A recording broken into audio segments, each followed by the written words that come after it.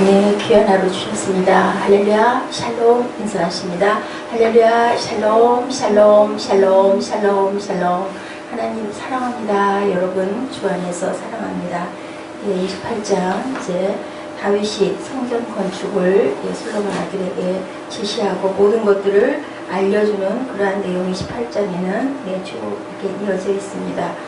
야훼 언약궤 곧 우리 하나님의 발판을 봉헌할 성전이다.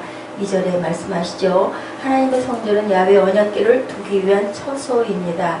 열왕기상 왕상 8장 21절에도 야훼 언약을 넣는 궤를 위하여 한 처소를 설치하노라. 역대하에도 6장 10절 11절에도 그렇게 말씀하고 계시죠. 내가 또 그곳에 야훼께서 이스라엘 자손과 더불어 세우신 언약을 넣은 궤를 두었노라.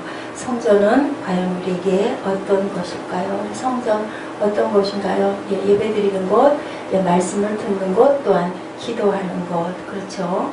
여기 이제 구약에는 야훼 이름을 둔 곳, 여호와가 영원히 계실 처소, 그곳에 하나님이 계신다. 그렇죠. 우리가 예배드리면 임재하시는 하나님, 또 성전에 오면 항상 마음이 평안하게 가라앉고 기쁨이 솟는 그런 곳이 바로 성전입니다. 제사를 드리는 곳, 구약에는 만민이 기도하는 곳, 말씀이 선포되는 곳, 제사가 곧 지금의 예배죠.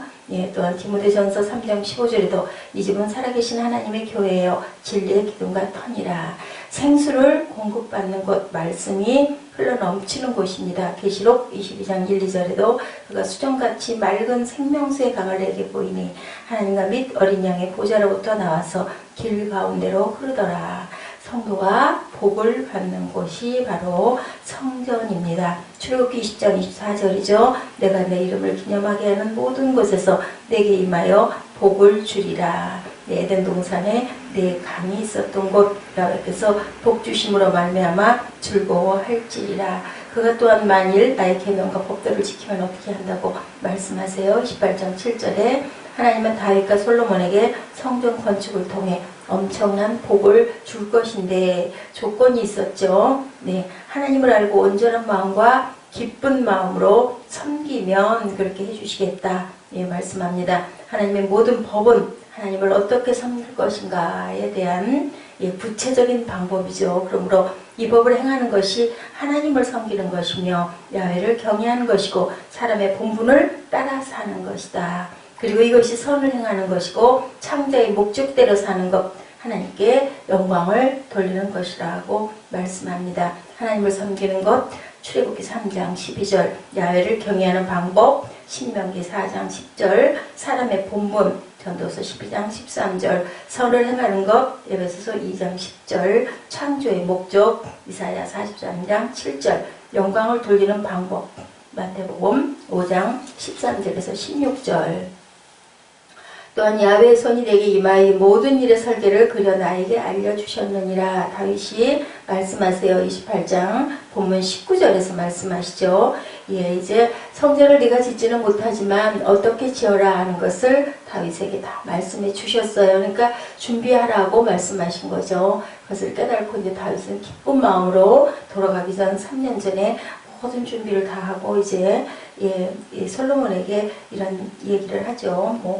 보니 14절부터 모든 섬기는 데 쓰는 금 기구를 만들 금의 무게, 섬기는 데 쓰는 은 기구를 만들 은의 무게까지 다 정해서 그것을 일일이 알려드리고 18절에는 향단에 쓸 순금과 수레 곧 금 그룹들의 설계도대로 만들 금의 무게를 정해주니 이 그룹들은 날개 옆에서 야훼 언약궤를 덮은 것이더라. 언약궤 덮는 궤를 덮는 천사들이 이렇게 붙들고 있는 그 스랍들의 모습도 이렇게 정해서 다 만들도록 그렇게 해주시고 19절에 다윗이 이르되 야훼의 손이 내게 임하여 모든 일의 설계를 그려 내게 알려주셨느니라. 20절에 솔로몬에게 말하죠. 너는 강하고 담대하게 이 일을 행하라. 두려워하지 말며 놀라지 말라. 내가 야훼 성전 공사의 모든 일을 마치기까지 야훼 하나님 나의 하나님 너와 함께 계시사 내게서 떠나지 아니하시고 너를 버리지 아니하시리라. 겁내지 말고 차분하게 살해라. 아들이 아직 어리기 때문에 이렇게 아주 일일이 다 알려주고 걱정도 놀랄 것도 없다. 하나님이 너와 항상 함께 하신다. 마지막 절에 제사장과 레위 사람의 반이 있으니 하나님의 성전의 모든 공사를 도울 것이고 공사에 유능한 기술자가 기쁜 마음으로 너와 함께 할 것이요 또 모든 지휘관과 백성이 온전히 내 명령 아래 있을 것이다. 너는 그저 하나님이 하라고 하신 대로 시행하기만 하면 된다라고 이렇게 자세하게 말씀하시죠.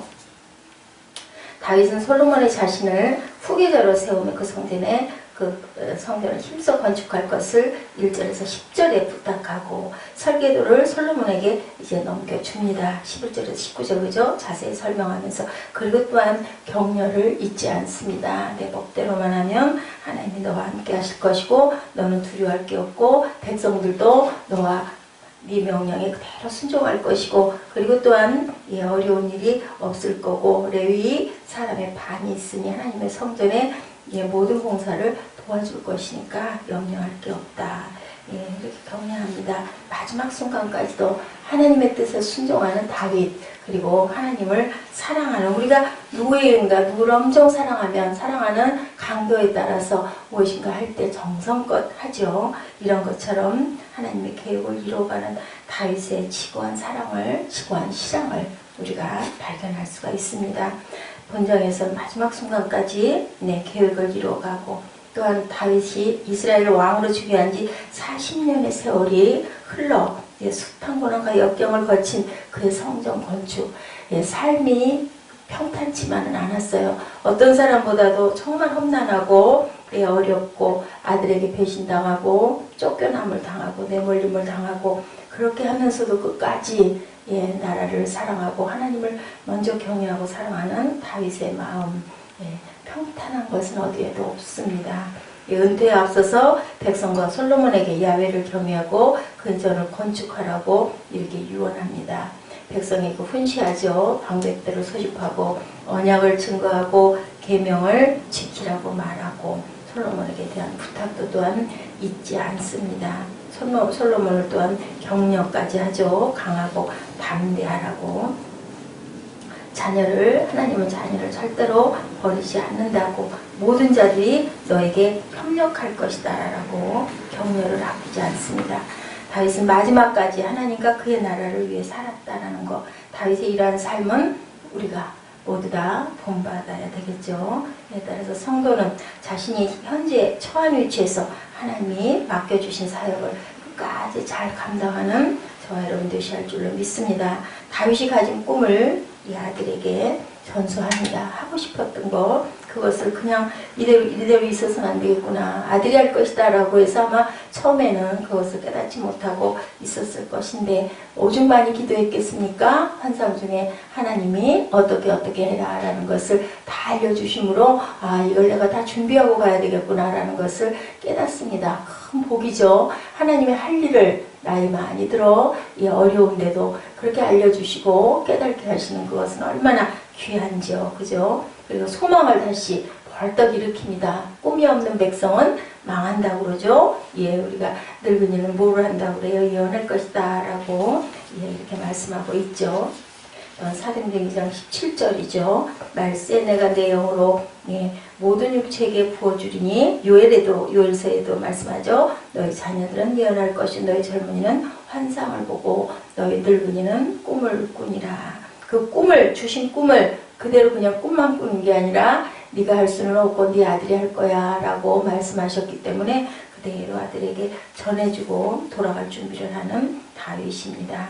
그 대신 10절에 말하죠. 너는 삼갈지어다 여호와께서 너를 책하여 성전의 건물을 건축하게 하셨으니 힘써 행할지니라. 다윗은 성전 건축 꿈을 꾸었고 성전 건축 준비를 세세하게 다 했고 다윗이 자신의 꿈을 아들 솔로몬에게 전수하는 것처럼 우리도 전수하고 전수받아야 됩니다. 내가 잘하는 게 있잖아요. 그러면 그것을 꼭 후대에게 나보다 약한 사람, 나보다 잘 못하는 사람에게 전해주고 할 수 있도록 격려해주고 섬겨주고 그렇게 해서 또 내 뒤를 이어갈 사람을 만들어주는 것이 끈이 끊어지지 않는 방법이죠. 우리는 어찌든 간에 쇠퇴해지죠. 그렇기 때문에 우리 누가 그랬어요? 침례 요한이 그랬죠. 나는 쇠하고 그는 승하리라.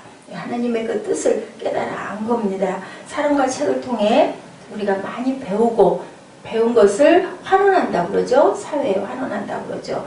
요즘 외국들, 대학 교육들 많이 왔고 너무나 그냥 받은 것을 사장하는 경우가 너무 많은데 전해줘야 합니다. 믿음도 전수받죠. 하나님께 받고 성경 말씀에서 받고 또한 나보다 선배들에게도 많이 받습니다. 목사님, 전도사님에게도 받고 또한 더 위에 또 원로 목사님 또 그리고 뭐 세계적으로 유명하신 분들을 통해서 책을 통해서 우리가 간접 그 경험을 통해서 많이 듣고 받습니다. 할 수만 있다면 많이 받고 받은 것을 또한 그 내 대 아래대들에게 많이 전해야 되겠죠. 그리고 또한 그 전수받은 걸 실천할 줄 알아야 되겠죠.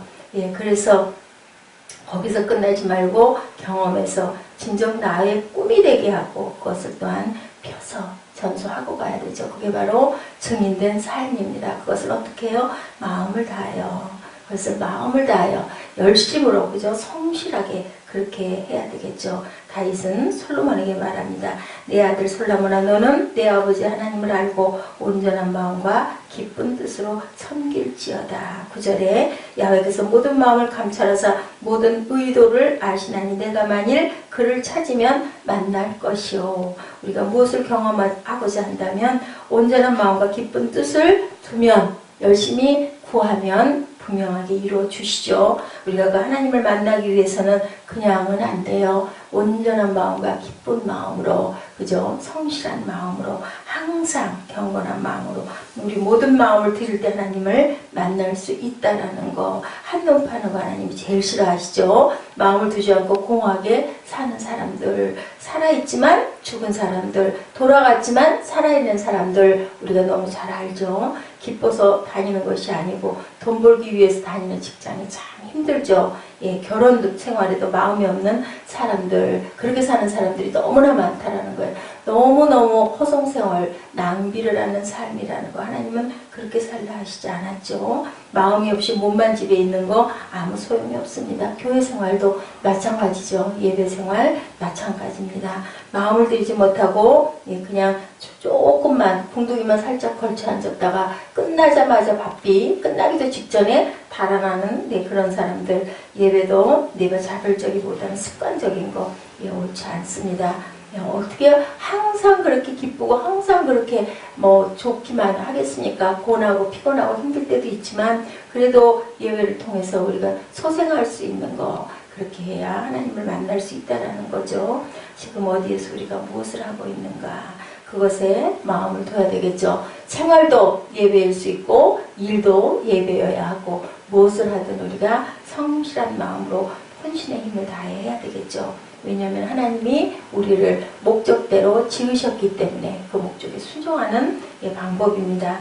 하나님과 동행하는 작은 천국을 우리가 이루어가야 되는데 그것이 대개는 보편적으로는 가정에서부터 우리가 마음을 다하고 살고 있는지 아니면 마음 없는 사람처럼 그냥 어쩔 수 없으니까 살고 있는지 어느 곳에 무엇을 하든지 그죠? 온전한 마음을 두면 나의 마음이 가슴이 뛰놀고 감동해야 되고 기뻐야 되고 벅차야 됩니다. 이것을 이루기 위해서는 힘이 들어요. 고나기도 해요. 그렇지만 거기엔 뭐가 따르나요? 거기에는 보람이 따르죠.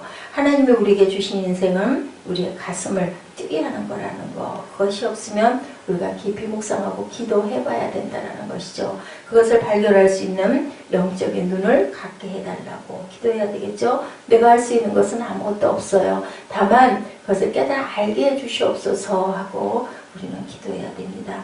다윗은 그가 꿈꾸던 것을 아들을 통해 이루게 되고 솔로몬 그 엄청난 성전 건축을 손쉽게 할 수 있도록 모든 것을 다 준비해 주죠.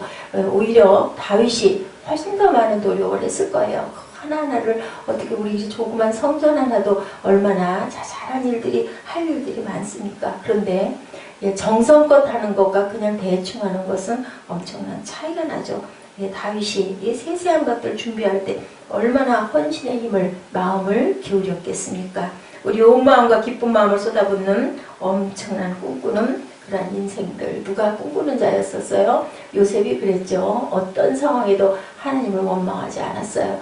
부동에 던져져도 팔려가도 감옥에 갇혀도 그리고 감옥에서 또 약속한 약속을 잊어버린 그러한 그 술장관도 절대로 원망하지 않았습니다. 그리고 자기 형들도 이갈고 원망한 부분이 성경에 한 구절도 보이지가 않죠. 오히려 위로하죠. 오히려 염려하지 말라고 당부하죠. 내가 이렇게 될 줄 알고 하나님이 나를 먼저 보내셨다. 이렇게 얘기하는 것을 우리가 항상 봅니다. 하나님이 가라사대 말세의 내용으로 모든 육체에게 부어주리니 너의 자녀들은 예언할 것이요 너의 젊은이들은 환상을 보고 너의 늙은이들은 꿈을 꾸리라. 이레미야 23장 28절에도 야훼의 말씀이니라. 꿈을 꾼 선지자는 꿈을 말할 것이요 내 말을 받은 자는 성실함으로 내 말을 말할 것이라. 겨가 어찌 알곡과 같겠느냐. 예, 요엘서 2장 28절 예, 내 신을 만민에게 부어주리니. 사도행전 말씀과 같죠. 너희 자녀들이 장래일을 말할 것이며 너희 늙은이는 꿈을 꾸고 너희 젊은이는 이상을 볼 것이며. 찰리 페독이라는 그 유명한 육상 선수가 제시 오엔지 어린 시절에 제시 학교에 찾아와 어린이들에게 말했대요. 너희들은 어떤 사람이 되기를 원하니? 목표를 정하고 하나님께서 그것을 이루는 데 도움을 주실 것이라고 믿어봐라 라고 꿈을 줬어요. 그 연설이 끝나자 제시는요 그의 영웅 찰리 페독에게 감동이 돼버렸어요. 그래서 스포츠 코치를 찾아가서 이렇게 말했다고 합니다. 코치님, 나는 꿈을 가졌어요. 스포츠 코치는 바짝 여인 어린 흑인 소년 제시를 물끄러미 내려다보고 말했대요. 너의 꿈이 뭐니? 나는 살아있는 가장 빠른 사람인 찰리 페독처럼 되고 싶어요. 그랬더니 코치님이 아이고 너 같은 애가 뭐래 그렇게 비리비리 말라 비틀어져가지고 그랬더랬으면은 이 제시가 이 꿈을 잃어버렸을 텐데 이렇게 격려했어요. 제시야, 꿈을 가지는 것은 훌륭하지만 그것을 이루기 위해서는 내 꿈에다가 사닥다리를 놓아야 한단다. 사닥다리의 첫 번째 단은 인내고, 두 번째 단은 헌신이고, 세 번째 단은 훈련이고, 네 번째 단은 너의 성실한 자세란다. 이렇게 얘기를 해줬다고 합니다. 그 후 자신의 꿈을 포기하지 않겠다는 결단을 하고 꿈의 사닥다리에 발을 올려놓은 제시는요 마침내 100m, 200m 경주에서 가장 빠른 사람이 되었대요. 올림픽 경기에서 4개의 금메달을 따고 그의 이름은 미국 체육의 명예의 전당에 새겨지게 되었다라는 이런 기록이 있습니다. 이 모든 것들이 이루어질 수 있었던 것, 제시가 먼저 꿈을 가지고 있었고 성공으로 가는 사닥다리에 기꺼이 올라가려고 했기 때문이다. 우리에게는 위대한 비전이 필요하죠. 위대한 신앙이 또한 필요합니다. 요셉은 꿈꾸는 자였죠. 그 요셉이 꿈을 꾼 대로 이루었죠. 내가 꾼 꿈 이야기를 들어보세요. 미움받았죠. 그러므로 그리고 구덩이에 던져줬죠. 그래도 끝까지 서로 이르되 꿈꾸는 자가 오도다 할 만큼 꿈을 꾸는 요셉은 어땠어요? 관에 들어가서도 자신의 꿈을 펼치고 갑니다. 나를 이곳에서 메고 나가달라고 얘기하죠. 그리고 나를 내 고향에 꼭 묻어달라고 얘기합니다. 그것이 출애굽 가장 초입에 이루어지죠. 모세가 궤를 메고 요셉을 메고 출발하는 그러한 모습들이 보입니다. 요셉은 애굽의 종으로 팔려갔어도 꿈을 잃지 않았습니다. 애굽의 국무총리가 중요한 게 아니죠. 그렇게 꿈을 이루고 또한 나라를 구원했죠. 아니었더랬으면 어땠을까요? 아마 그 기갈로 인해 죽은 사람들이 굉장히 많았을 것이고 12지파가 탄생하지 못했을 수 있었을 것인데 요셉으로 인하여 12지파가 탄생하고 남북이 나중에 갈라지긴 했지만 그렇게 해서 승하고 지금도 이스라엘이 그대로 건재할 수 있었던 거 하나님이 끝까지 버리지 아니하시고 그 안에는 하나님이 정말 증거를 하신 사람도 많지만 끝까지 버리지 않은 거 왜였을까요? 열심히 기도하고 하나님의 신앙을 잊어버리지 않고 꿈의 사닥다리를 열심히 놓았기 때문이라는 것을 잊지 않는 저와 여러분 되시기를 주님의 이름으로 축복합니다.